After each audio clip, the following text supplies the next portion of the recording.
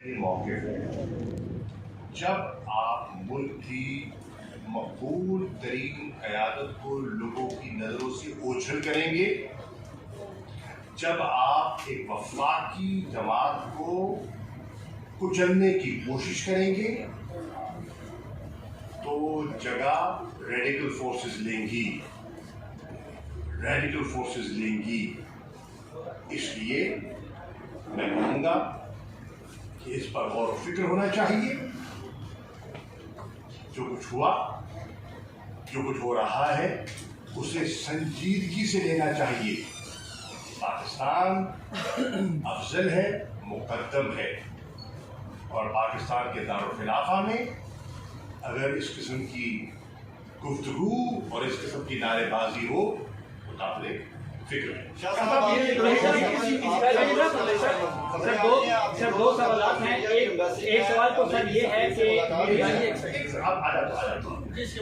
Sir दो सवाल हैं। एक सवाल ये है, मीडिया रिपोर्ट्स में ये कहा गया कि आप किसी डील के तहत बाहर हैं, इज इट ट्रू? और सेकंड क्वेश्चन ये है कि आप भी इलेक्शन डिले के ऊपर तहफ़्फ़ुज़ात का इज़हार कर रहे हैं, पाकिस्तान पीपल्स पार्टी भी कर रही है, तो क्या आइंदा आम इंतख़ाबात में पाकिस्तान पीपल्स पार्टी और पीटीआई इंतख़ाब कर सकती है? देखिए, पहली बात तो ये है कि मैंने इसी प्रेस कॉन्फ्रेंस में मैंने पाकिस्तान पीपल्स पार्टी से गुजारिश की है, उनकी मावर कायदीन ने वाज़ेह किया है कि वो 90 दिन के अंदर इंतख़ाबात चाहते हैं। अगर वो 90 दिन के अंदर इंतख़ाबात चाहते हैं तो हमारे मौक़िफ़ और उनके मौक़िफ़ में एक जमात इस्लामी ने पोजीशन ली है और जमातों ने पोजीशन ली है। तहरीक इंसाफ संजीदगी से गौर कर रही है कि इस एक पार्टी एजेंडे पर इलेक्शन विदिन 90 डेज, इस पर क्या मशावरत हो सकती है और सियासी तबादला ख्याल हो सकता है, और इसको पॉलिटिकल में ले जाने का इरादा है। पॉलिटिकली अगर इस पर इत्तेफाक करती है तो इसमें कोई मैं समझता हूँ कोई हर्ज नहीं कि दीगर जमातों से रुजू करके इस पर एक नेशनल कंसेंसस बिल्ड किया जाए। सर डील वाला सवाल छोड़ो सर डील वाला सवाल उसमें अहमियत नहीं देता कि उसमें हकीकत नहीं है। आपके सवाल से पहले एक बात से मैं वाज़ेह करना चाहता हूँ कि यूके में एनजीओ ने एक लीगल टीम हमारे का रेफरेंस देते हुए फंड्स क्रिएट करने की बात की है।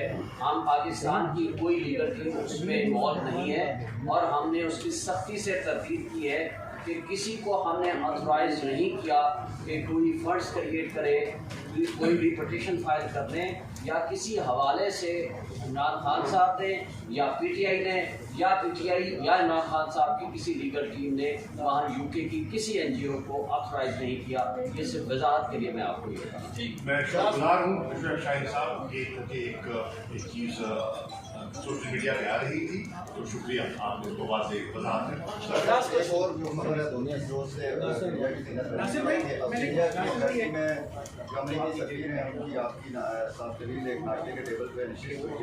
और इमरान खान की रिहाई से मुतल्लिक़ आपने उनसे बातचीत किया और मगरबी जो सफ़ीर हैं उनसे भी तहरीक इंसाफ राब्ते में है, तो इस पर क्या कहेंगे?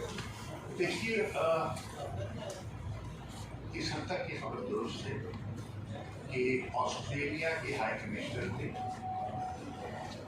तहरीक इंसाफ मुझे और कुछ साथियों को दावत दी और नाचने की मुलाकात दी, जिस मुलाकात में अहम नास्टर्स मौजूद थे, जिसके अमेरिका के सफीर भी मौजूद थे।